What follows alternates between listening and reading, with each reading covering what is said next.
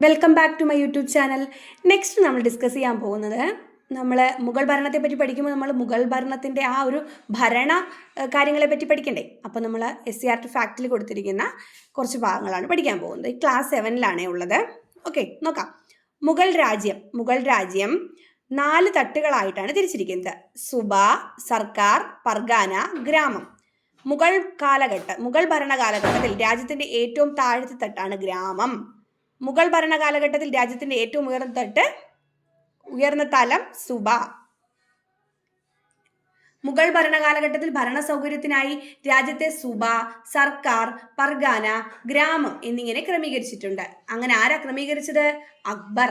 മുഗൾ ഭരണ സംവിധാനത്തിന്റെ സവിശേഷതകൾ എന്തെല്ലാം? രാജ്യത്തിന്റെ പരമാധികാരിയും സർവ്വസൈന്യാധിപനും അന്തിമ ന്യായാധിപനും ചക്രവർത്തിയായിരുന്നു. മതപണ്ഡിതന്മാരാണ്, ഖാസിമാരാണ് നീതിന്യായ നിർവഹണത്തിനായി തർക്കങ്ങളിൽ അന്വേഷണം നടത്തി വിധി കൽപ്പിച്ചിരുന്നത്. വിധി കൽപ്പിച്ചത് ആരാണ്? മതപണ്ഡിതന്മാർ അഥവാ ഖാസിമാർ. ഖാസിമാരുടെ തീരുമാനത്തിൽ അതൃപ്തിയുള്ളവർക്ക് ചക്രവർത്തിയോട് നേരിട്ട് പരാതി പറയാൻ അവസരം ഉണ്ടായിരുന്നു. ഭരണകാര്യങ്ങളിൽ രാജാവ് ഉപദേശം നൽകുന്നതിനായി മന്ത്രിമാരെയും വകുപ്പ് അധ്യക്ഷന്മാരെയും നിയമിച്ചിരുന്നു. മുഗൾ ഭരണകാലഘട്ടത്തിലെ സാമൂഹ്യ സാമ്പത്തിക സ്ഥിതി സവിശേഷതകൾ നോക്കാം. ഫ്യൂഡൽ സാമൂഹ്യ വ്യവസ്ഥിതി നിലനിന്നിരുന്നു. സമൂഹം പല തട്ടുകളായി വിഭജിക്കപ്പെട്ടു. സമൂഹത്തിലെ ഏറ്റവും അടിത്തട്ടിൽ സാധാരണക്കാരും ഏറ്റവും മുകളിൽ രാജാക്കന്മാരുമായിരുന്നു. ജനങ്ങളുടെ ജീവിത നിലവാരം വേതനത്തെയും വരുമാനത്തെയും ആശ്രയിച്ചായിരുന്നു. രാജ്യത്തെ ജനങ്ങൾ ഭൂരിഭാഗവും കർഷകരായിരുന്നു. കർഷകർക്കിടയിൽ ജാതി വ്യവസ്ഥ നിലനിന്നിരുന്നു. ഓരോ ജാതിയിൽപ്പെട്ടവർക്കും അവരവരുടേതായ ആചാരങ്ങളും അനുഷ്ഠാനങ്ങളും ഉണ്ടായിരുന്നു. മുഗൾ കാലഘട്ടത്തിൽ ഇന്ത്യയിലെ സാമൂഹിക ജീവിതത്തെക്കുറിച്ച് വിവരം നൽകിയ ഫ്രഞ്ച് സഞ്ചാരിയുടെ പേരെന്താണ്? ടവർണിയർ. ആരാണ്? French സഞ്ചാരിയാണ് Tavernier. മുഗൾ കാലഘട്ടത്തിൽ ഇന്ത്യയിലെ സാമൂഹിക സാമ്പത്തിക ജീവിതത്തെക്കുറിച്ച് വിവരം നൽകിയ ഫ്രഞ്ച് സഞ്ചാരിയുടെ പേരെന്താണ്? ടവർണിയർ. ഓക്കെ ആണേ. അതുപോലെ തന്നെ നെക്സ്റ്റ് നമ്മൾ നോക്കുമ്പോൾ മുഗൾ വംശത്തിലെ തൊഴിൽ കേന്ദ്രങ്ങളെയും തൊഴിൽ വിഭാഗങ്ങളെയും കുറിച്ച് വിവരം നൽകിയ ഫ്രഞ്ച് സഞ്ചാരിയുടെ പേരെന്ത്? ബർണിയർ. എന്താണ്? ബർണിയർ. തൊഴിൽ വിഭാഗങ്ങളെക്കുറിച്ചും തൊഴിൽ കേന്ദ്രങ്ങളെക്കുറിച്ചും വിവരം നൽകിയത് ബർണിയർ. ആഗ്രയും ഫത്തേപൂർ സിക്രിയും ലണ്ടൻ നഗരത്തേക്കാൾ വലുതും ജനനിബിഡവുമായിരുന്നു. ഏതാണ്ട് 12 മൈൽ ദൂരമുണ്ട് ഈ നഗരങ്ങൾ തമ്മിൽ. ഈ ദൂരം അത്രയും വഴിനീളെ ഭക്ഷ്യവസ്തുക്കളും മറ്റും വിൽക്കുന്ന അങ്ങാടികൾ കാണാം എന്ന് പറഞ്ഞ വ്യക്തി ആരാണ്? Ralph Fitch.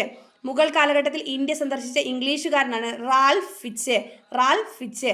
മുഗൾ കാലഘട്ടത്തിലെ കാർഷിക മേഖലയിലെ സവിശേഷതകൾ: നെല്ല്, ഗോതമ്പ്, ബാർലി, പരുത്തി, കരിമ്പ്, എണ്ണക്കുരുക്കൾ തുടങ്ങിയവ പ്രധാന കാർഷിക ഉൽപ്പന്നങ്ങളായിരുന്നു. നെല്ല്, ഗോതമ്പ്, ബാർലി, പരുത്തി, കരിമ്പ്, എണ്ണക്കുരുക്കൾ എന്നിവ പ്രധാന കാർഷിക ഉൽപ്പന്നങ്ങളായിരുന്നു. വ്യത്യസ്തങ്ങളായ നെല്ലിനങ്ങൾ കൃഷി ചെയ്തിരുന്നു. ഇന്ത്യക്കാർ വ്യത്യസ്തങ്ങളായ നെല്ലിനങ്ങൾ കൃഷി ചെയ്തിരുന്നത് രേഖപ്പെടുത്തിയ അബുൽ ഫസലിന്റെ പുസ്തകം ഐൻ-ഇ-അക്ബരി. അബുൽ ഫസലിന്റെ പുസ്തകത്തിന്റെ പേരെന്താണ്? ഐൻ-ഇ-അക്ബരി.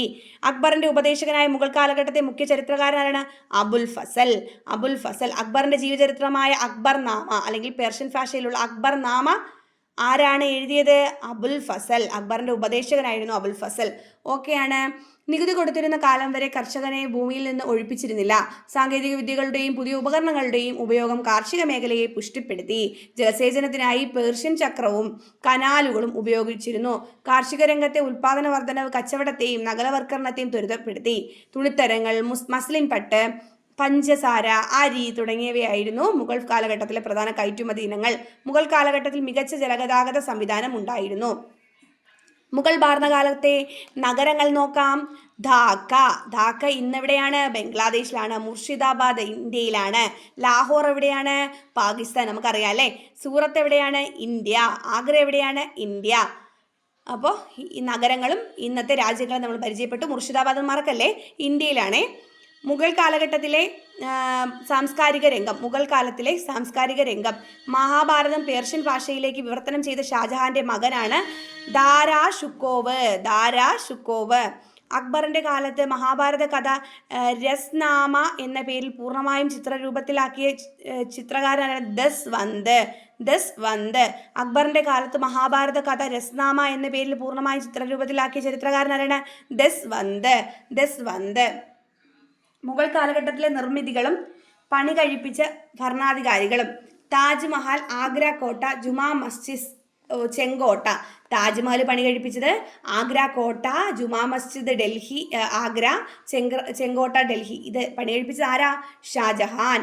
ആരാബാങ്ക് പൂന്തോട്ടം, ആഗ്രയിലെ ആരാബാങ്ക് പൂന്തോട്ടം ആരാണ്? ബാബർ. ജോധാബായി കൊട്ടാരം, ഫത്തേപൂർ സിക്രിയിലെ ജോധാബായി കൊട്ടാരം ആരാണ്? അക്ബറാണ്. ബീബി കാ മക്ബറ, ഔറംഗാബാദിലെ ഔറംഗസീബിന്റെ മകൻ അസം ഷായാണ് ബീബി കാ മക്ബറ നിർമ്മിച്ചത്. ഓക്കെയാണ്. മുഗൾ കാലഘട്ടത്തിലെ നിർമ്മിതികളും പണി കഴിപ്പിച്ച രാജാക്കന്മാരും ഓക്കെയാണ്. താജ്മഹൽ അറിയാം, ആഗ്രാക്കോട്ട അറിയാം, ജുമാ മസ്ജിദ് അറിയാം, ചെങ്കോട്ട അറിയാം. അതാരാ? ഷാജഹാൻ. ബീബി കാ മക്ബറ ആരാണ്? ഔറംഗസീബിന്റെ മകൻ അസം ഷാ. ജോധാബായി കൊട്ടാരം ആരാണ്? അക്ബറാണ്. ഇത്ര കാര്യങ്ങളാണ് അവിടെ നമുക്ക് നോക്കാനുള്ളത്. താങ്ക്